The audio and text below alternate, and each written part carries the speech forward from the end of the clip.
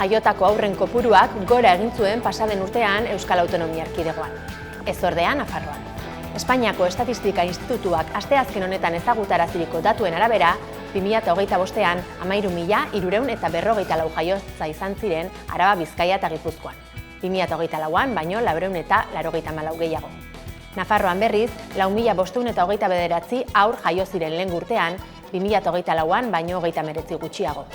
Heriotzei dagokienez, 23.224 pertsona hil ziren 2025ean Euskal Autonomia Erkidegoan, aurreko urtean baino 4,6 gehiago, eta 5.959 Nafarroan, 2024an baino 43 gutxiago.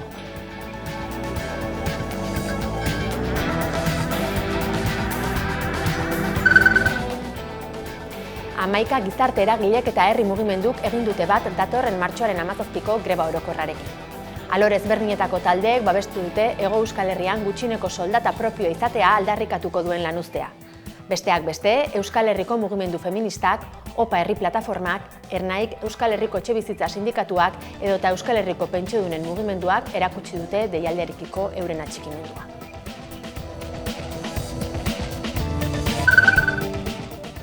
EAEko auzitegi nagusiak Maderas de Llodio enpresago kaleratzeak bidegabeak direla ebatzi du. Epaitegiaren esanetan, Garnika taldeak Laudioko lantegian indarrean jarritako enplegu erregulaziorako espedientea ez dator zuzenbidearekin bat, baina hala ere ez ditu zertan baliogabetu planteaturiko 39 lan kaleratzeak. Sindikatuak sententzia aztertzen dabiltza momentuotan.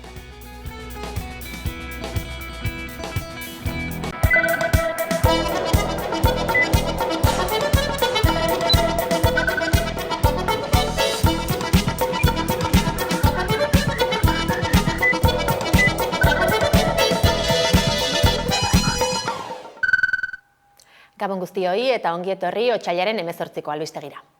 Arabako batzar nagusiek Espainiako gobernuak onartutako migratzaileentzako ezohiko erregularizazioa babestu dute. EAJ, EH Bildu, Elkarrekin Ahal Dugu eta PSeko 40 batzarkideen aldeko bozka jaso du Alderdi Konfederalak aurkezturiko mozioak. Erregularizazioa aplikatu alizateko, herritarrek 2025ko abenduaren 31 baino lehenago iritsi behar izango ziren Espainiako estatura, 5 hilabete igaro behar izango dituzte gutxienez bertan bizitzen eta ezingo dute aurrekari penalik eduki. Hego Euskal Herrian 30.000 pertsonari eragingo die Pedro Sánchez buru duen gobernuak onarturiko neurriak.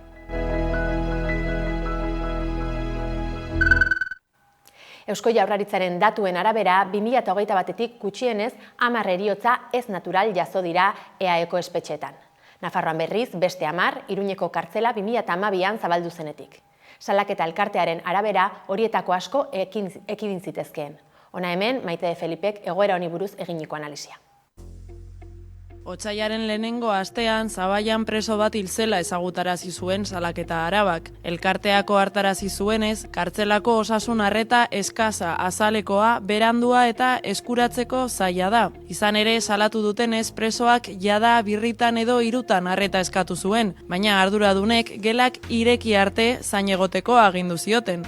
Horren aurrean kontzentrazioa egin zuten Gasteizko Andra Maria Zuriaren plazan. Bertan salaketak jakinarazi zuen ez dela kasu isolatu bat, ez da salbuespena ere. Zehazki Eusko Jaurlaritzak 2021ean espetxe eskumenak bere gain hartu zituenetik, gutxienez 10 heriotza ez natural izan dira Euskal Autonomia Erkidegoko espetxeetan. Esaterako oihartzun berezia izan zuen 2024ko maiatzean, Basauriko espetxean hilik aurkitu zuten presoaren auzia. Naiz eta gertatutakoa hainbat komunikabidek zabaldu izan, Eusko Jaurlaritzak 4 egun igaro ostean eman zuen heriotzaren berri. Gainera, naiz komunikabideak azaldu duenez, eurek egindako informazio eskaera baten harira erabaki omen zuten heriotza jakinaraztea. 2020an berriz 4 urte inguru preso zeramatzan Arabako bizilagun bat hilik aurkitu zuten Zabaiako kartzelan. Salaketa Arabaren aburuz ekidin ziteken tragedia bat izan zen, eta berriro ere espetxeko arduradunek jakinarazi ez duten egitatea dela adierazi zuen. Heriotzak eskutatzeko sistema politikoa salatu du elkarteak. Hala ere zehaztu beharra dago heriotza hau Eusko Jaurlaritzak eskumenak hartu aurretik izan zela. Dena den heriotza gehienak Zabaiako espetxean Araban izan dira. Hori baita Euskal Autonomia Erkidegoko kartzelarik handiena, eta beraz presoen 40% baino gehiago handago. Basaurikoan berriz espetxeratuen 125 inguru dago, eta Martutenen 110, Eusko Jaurlaritzak zabaldutako datuen arabera. Ildo horretan, salaketa Nafarroak ohartarazi du Iruñeko kartzela zabaldu zenetik 2022an 10 preso hil direla. Elkarteak aditzera eman duenez, espetxe erakundeek zentroetan dauden presoen kontrolei eta zigorrei lehentasuna ematen diete, prebentzioa eta pertsonen duintasuna zaindu beharrean. Horregatik, kartzelan 24 orduko osasun arreta egotea aldarrikatu du elkarteak. Salaketa Arabak eta salaketa Nafarroak osasun arazo fisiko eta mentalak dituzten presoak berehala espetxetatik ateratzeko eskatu dute. Azaldu dutenez, pertsona hoiek mediku arreta eta zaintza berezia behar dute, eta kartzelan ez dute modu egokian jasotzen. Ondorioz haien egoera eta ongizate psikologikoak okerrera egiten du. Beraz, bi elkarteek aldarrikapen argiak egin dituzte espetxeetan heriotza gehiago gerta ez daitezen. Batetik, gaixotasun larriak dituzten presoak kartzelatik ateratzea, eta isolamenduan ez mantentzea eskatu dute. Halaber, heriotza bakoitzaren inguruko ikerketa publikoa, argia eta gardena exigitu dute, eta horrekin batera, familiei sostengua ematea. Bestetik, espetxe legediaren erreforma eskatu dute. Haien iritziz, gaur egungo sistemak zigorrak luzatu eta baimenak mugatzen dituelako. Baionako auzitegiak absolbitu egin ditu 23. korrikan migratzaileak Gipuzkoatik Lapurdira pasatzen lagundu izana egotzitako ekintzaileak. Pasaden urrian epaitu zituzten militanteok pertsonen trafikoko talde antolatuaren delitupean 2024ko martxoan 36 migratzaileri ustez Irungo Santiago zubia zeharkatzen lagundu izanagatik. Korrikaren 23. edizioan 36 migratzaileri Gipuzkoatik Lapurdira pasatzen lagundu izana egotzita auzipetutako 7 ekintzaileak absolbitu egin dituzte. Baionako auzitegiak astearte honetan hartu du erabakia eta errugabetzat jo ditu guztiak. Lab sindikatuak garaipentzat hartu du ebazpena eta adierazi du absoluzioak hasieratik defendatu dutena berresten duela. Klase elkartasuna ez da delitua, bete beharra baizik. 2024ko martxoan 23. korrika Irunen hasi eta Lapurdira abiatu zen Arro herri lelopean. Testu inguru horretan 36 migratzaileek Irunetean Daiarteko Santiago zubia pelotoiarekin batera gurutzatu zuten, ekimenaren petoak jantzita zituztela. Haiei laguntzea egotzita 7 herritar auzitara deitu zituzten eta fiskaltzak 1000 eta 1500 euro arteko isunak eskatu zituen haientzat. Horren aurrean, milaka lagun mobilizatu ziren Jacques lelopean autoinkulpazio kanpaina baten bidez. Epaiketa 2025ko urrian gauzatu zuten eta astearte honetan jakinarazi dute ebazpena. Labek herritarren ekimena txalotu du eta uste du epai hau elkartasun uholde horren emaitza dela. Azken finean, sindikatuaren esanetan garaipen herrikoia izan da. Labek gainera salatu du ez zegoela ekintza epaitzeko beharrik eta horren ordez heriotza, arrazakeria eta eskubideen urraketa sistematikoa dakarten legeak eta politikak epaitu beharko liratekeela. Asteartean plazaratutako oharrean argi utzi du haien iritzia. Elkartasuna ez da delitua. Migrazioa ez da delitua.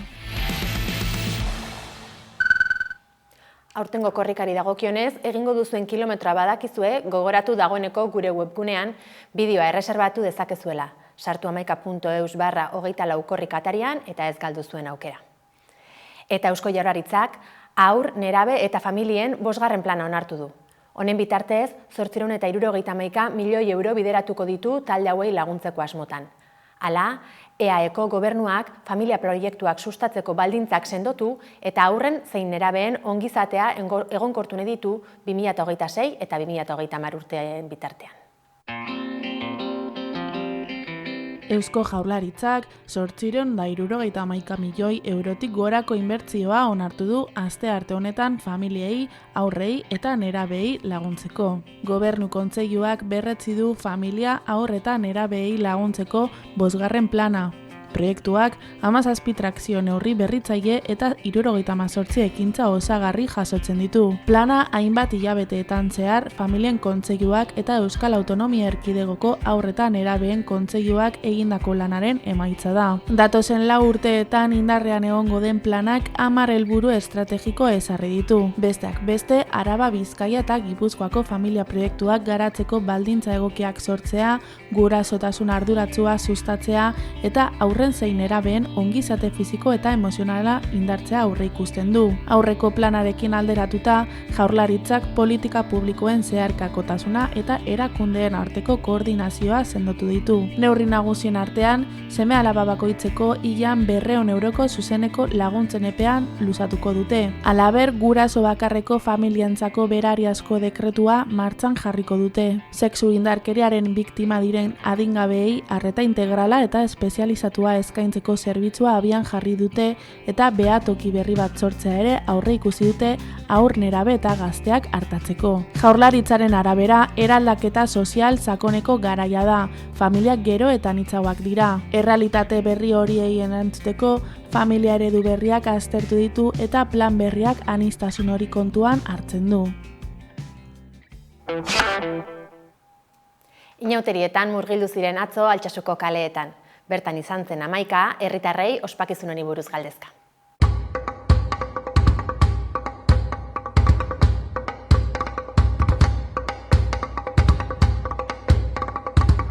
Astearte inauteriz Altsasura etorri gara bertako herri inauteria ospatzen ari direlako, txikien kalejira amaitu berri nagusiena hasiko da laster, ia alkandora zuri honek zenbat irauten du zuri. Etorri gurekin.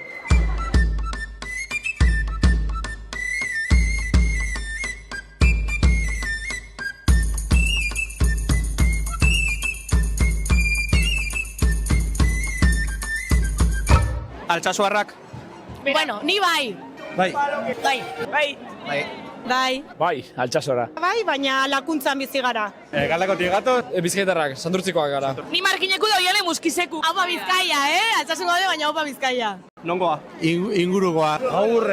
Eguraldia mantentze bali bada, pixkat barranda baina da zeitasuna. Bueno, eguna disfrutatzea pixka bat, uzten digun eguraldiak eta gutxi gehiago. Eguna pasatzera bakarrik, mengo inauteriak ezagutzea. Hor botako kriston juerga. Etorri aitzin etxak kriston juergazu botatazio. Azken egunean egin dut mozorroa, orduan ez zerrez. Da sorgin moduko bat, baina dena jartzen gara pixka bat modernoagoa. Ni maskaritaz. Azkeneko urtetan gainbera egin zuen, eta, hasi zen herri mailan maskaritari indarra eman bartzitzaiola, eta azkeneko 3 urtetan maskaritaz. Maskaritaz. Zuek ikusi, nik ez dakit. Bada pertsonai ez femenino, ez maskulino bat, pixka bat... Bai, genero gabekoa eta aurpegi gabekoa. Eta ez dakit, udaberri sarrera egiteko pertsonai bat, suposatzen dut. Benetan zabizia.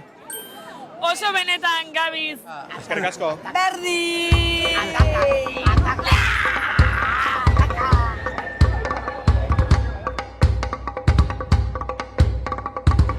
Momo txorroek, maskaritek eta bestelako pertsonoiek hartu dituzte Altsasuko kaleak herri inauterian, luzerako doa gaua Altsasun.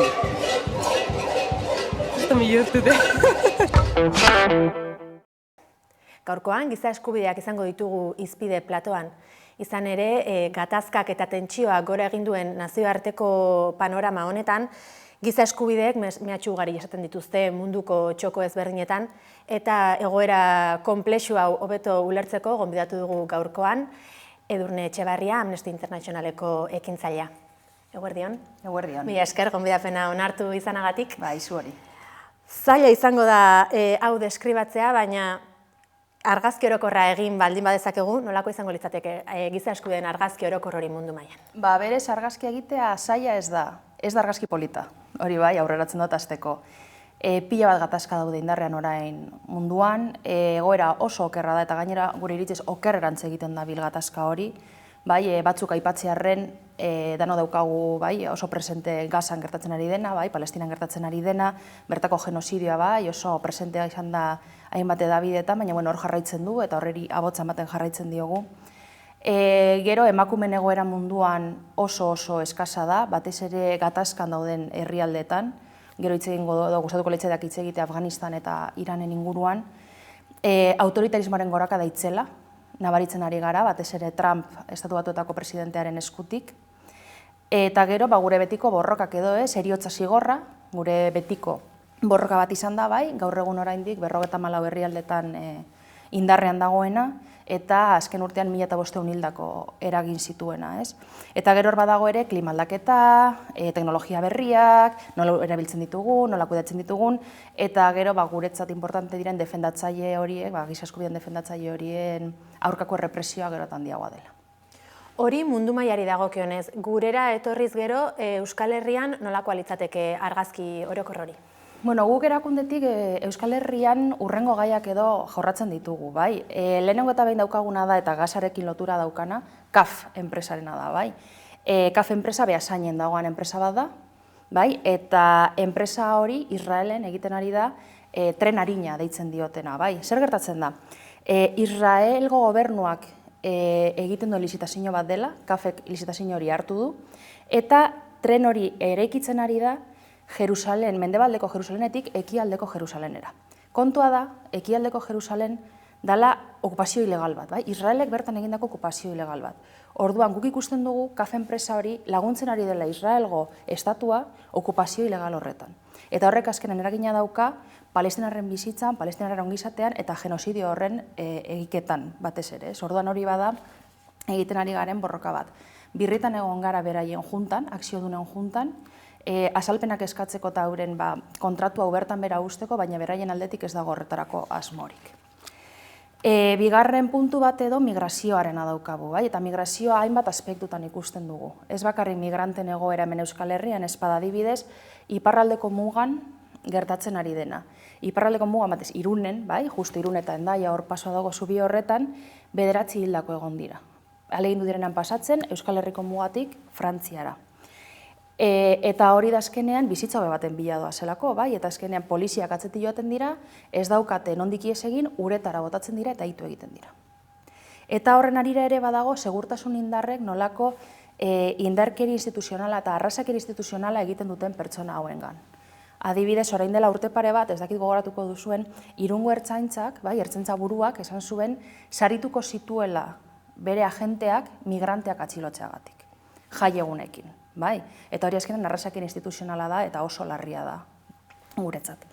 Beste gai bat, etxe bizitza. Etxe bizitza oso pilpilean dago, entzuten ari gara bai, eremu tentsionatuak zer diren, etxe bizitzara heltzeko nolako zeltasuna ditugun. Gu ditugun datuetan bai, Bizkaian 19 udalerri daude eremu tentsionatu horren barruan, EAen bai, Euskal Autonomia Erkidegoan 51 guztira. Honen inguruan, Amnestik ekainean txosten bat argitaratuko du, bai, honen inguruko ikerketa bat egiten ari gara, eta batez ere gure fokoa jarri nahi dugu kolektibo zaurgarriek zein nolako zailtasunak dituzten etxe bizitza bat eskuratzeko. Eta honetan landuko dira pertsona nagusiak, migranteak eta gazteak, bai, zein zailtasun dituzten, eta azkenean hor salaketa izango da batez ere etxe bizitza ezin dugula erabili merkatu edo merkagai bat bezala, bai, etxe bizitza oinarrizko eskubidea da. Orduan, eman behar zaion tratua desberdina da. Eta bukatzeko, indarkeria matxista, bai, oraindik hemen indarkeria matxista oso presente dago, indarkeria matxistaren datuak oraindik altuak dira, bai, azken urtean 5.600 salaketa baino gehiago egon ziren, eta honi gehitu behar zaio emakume hauek salatzean, bai, askotan, bildurra, estigmarako bildurra dira daukate, ez dira fidatzen aurrean daukaten horrek nolako erreakzio izango duen, bai, orduan asko eta asko ez dira animatzen edo bai ez dira ausartzen hori egitera. Eta guztiz, ulergarria da, ez, gero ikusi dugu askotan edabidetan, zein nolako tratua jasotzen duten emakume hauek. Beraz, guzti hau kontutan hartuta, zeintzuk esango genituzke direla Euskal Herrian euren eskubideak urratuta topa ditzaketen kolektibo zaurgarrienak edo? Gure ustez kolektibo zaurgarrienak momentu honetan badira migranteak, emakumeak ere sartuko ditugu bai, kolektibo zaurgarrien barruan, eta gero batez ere gaitasun ekonomiko bajoa duten pertsonek. Bai, horiek beti zailtasun gehiago dituztelako oinarrizko eskubideak eta oinarrizko beharrizana betetzeko. Eta nazioarteko holtzara itzuliz gero, ikus dezakegu badagoela nolabaiteko ezberdintasun bat edo giza eskubideen egoerari dagokionez, iparraldeko herrialdeen eta hegoalde globala deitzen dugun horren artean. Zerk sortu du nolabaiteko deskonpentsazio hori? Bueno, guk azken aldian ikusi dugu edo azkenean desberdintasuna ez dala hain handia, eta hau azalduko dut, bai, jende harrituko dalako, ez? Azkenean, giza eskubideen urraketak ematen dira, bai iparraldean, bai hegoaldean. Iparraldeko askok hegoaldean sortzen dituzte, hori ere egia da, baina giza eskubideen urraketak ematen dira azkenean, bai iparraldean, bai hegoaldean. Desberdintasuna da zeintzuk diren, ez, urraketa horiek. Batzuk besteak baino larriago edo izan daitezkelako, ez?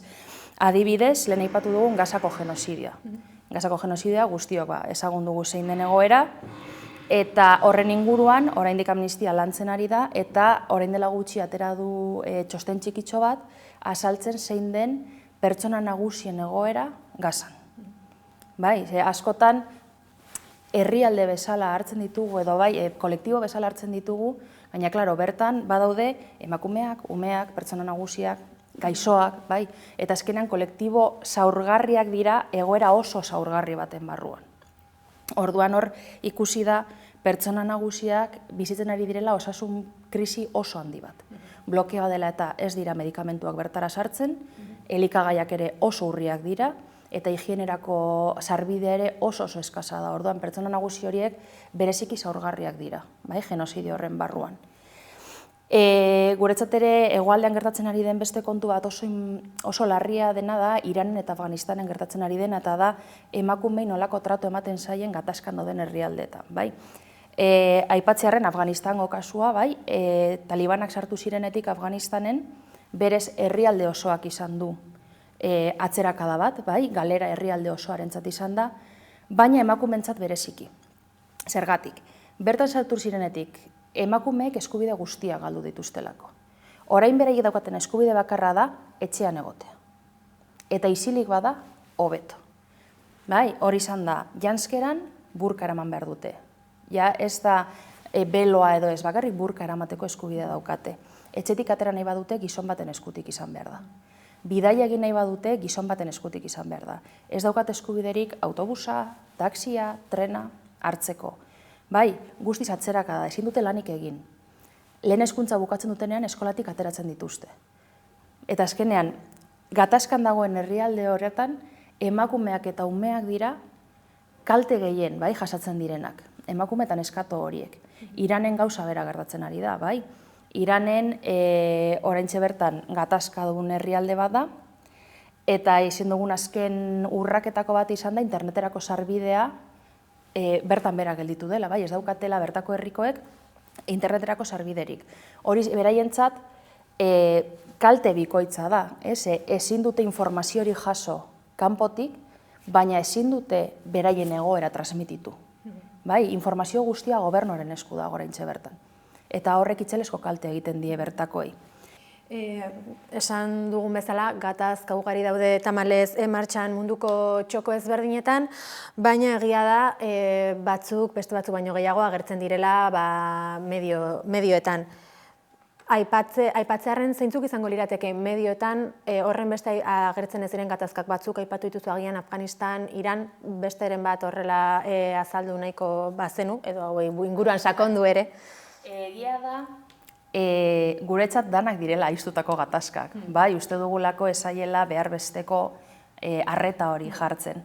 Baina egia da, Gaza telebistan ikusten dugun moduan, beste batzuk ez ditugula ikusten, eta horren artean adibidez badaukagu Sudan. Bai, Sudanen orain gerra krimena gertatzen ari dira, bai, eta horren arazo nagusi bat da, iparraldeak ez duelako armen bidalketa hori eteten. Bai, Sudanen armak heltzen dira iparralde horretatik, eta nazioarteko komunitateak ez du baitzen armen bidaltze hori, ez? Orduan, gertatzen ari dira bertan gizartearen aurkako krimenak. Eta hori benetan larria da, eta inork ez du Sudanen inguruan hitz egiten. Bai, hor daude, lekualdatuko pertsonak, hildako pertsonak, populazio zibilaren kontrako erasoak, egoera benetan larria da. Gero eta gutxiago entzuten dugun beste gai bat bada Ukrania, eta Ukrania hemen alboan daukagu, bai? Guretzat oso entzutetsua izan zen momentu hartan Ukrainiako gudarena, baina gero eta gutxiago entzuten dugu, ez? Baina Ukrainiak gerran jarraitzen du, eta gerra krimenak gertatzen ari dira Ukrainian, ez? Hor baditugu, hori atxiloketa arbitrarioak, epaiz kanpoko ejekuzioak, bai? Eta horiek ere amnistiak oraindik salatzen ditu. Eta nik uste dut oso importantea den eskubide bat, ez dugula askotan aldarrikatzen, edo ez da askotan horren inguruan hitz egiten, eta oso importantea da zeharkakoa delako hainbat herrialdeetan. Eta hori da, adierazpen askatasuna eta protestarako eskubidea. Bai, hainbat herrialdeetan hori da askotan txikitu nahi den eskubide bat. Bai? Gero eta jende gehiago animatzen da manifestazioetan ateratzera, gero eta jende gehiago egiten ditu greba, gero eta jende gehiago egiten ditu horrelako elkarretaratzeak, baketsuak izaten direnak, eta gobernuaren helburua beti da hori zapaltzea. Bai? Adibideak baditugu Estatu Batuak, India, Frantzia, Argentina, Kongo, pila bat herrialde daude, bai? Eta Espainian ere bai. Espainian 2015-etik indarrean jarraitzen du Mosal legeak. Eta horrek batzartzeko eta manifestazioko eskubide hori urratzen du, ez? Hori ikusi izan adibidez, aurreko udan Vuelta Ziklista Espainia egin zenean, zer nolako protestak egon ziren, bai Bilbon, bai Madrilen. Eta egon zen errepresioa manifestante horien kontrakoa, ez? Orduan, hori ere gure arma bada, bai, gure eskubidea da defendatzea, protesta hori defendatzea, eta orduan uste dut gainera oso interesgarria dela guretzat hori aldarrikatzea. Sortu da azken garaietan ere, giza eskubideen eta nolabaiteko kakotxarten esango dugu segurtasunaren arteko dikotomia antzeko bat gizartearen eztabaidan. Giza eskubideak galtzen ari garela esan dezakegu nolabaiteko segurtasun hori lortzearen aitzakipean? Bai, esan duzu moduan, segurtasunaren askotan aitzakia da, ez? Eta hemen Amnistia Internazionalek egiten du oso ikerketa sakon bat teknologia berrien inguruan. Teknologia berriak erabiltzen hasi dira gobernu askok segurtasunaren lelo bezala hartuta. Baina azkenean zer gertatzen da, teknologia berri horien erabilera ez dela ona izaten beti. Eta teknologia berri horiek erabiltzen direla giza eskubideen defendatzaileak kontrolatzeko, arerio politikoak kontrolatzeko, eta azkenean horrek sortzen du giza eskubideen beste urraketa bat, ez? Adibidez, guztiok ditugunak, sare sozialak. Sare sozialak guztiok ditugu edo Instagram, edo Facebook, edo baditugu hainbat sare sozial. Baina zer gertatzen da, plataforma horien bidez, datu asko jasotzen dituztela enpresa hauek, ez? Badaukagu Google, badaukagu Meta, horiek guztiak. Eta horiek guztiak ere, datu horiek gobernuaren ere izaten dira baliagarriak. Ez, orduan, honek dauka bi aldeko joko bat edo, ez? Alde batetik da, erabiltzaileen edukien kontrola, ikuste dezakezu zure herritarren artean zer publikatzen den, zer kontsumitzen den, baina beste alde batetik ere badago algoritmoaren trampa, ez? Eta algoritmo horrek askotan erakusten dizuna dira gorroto mezuak.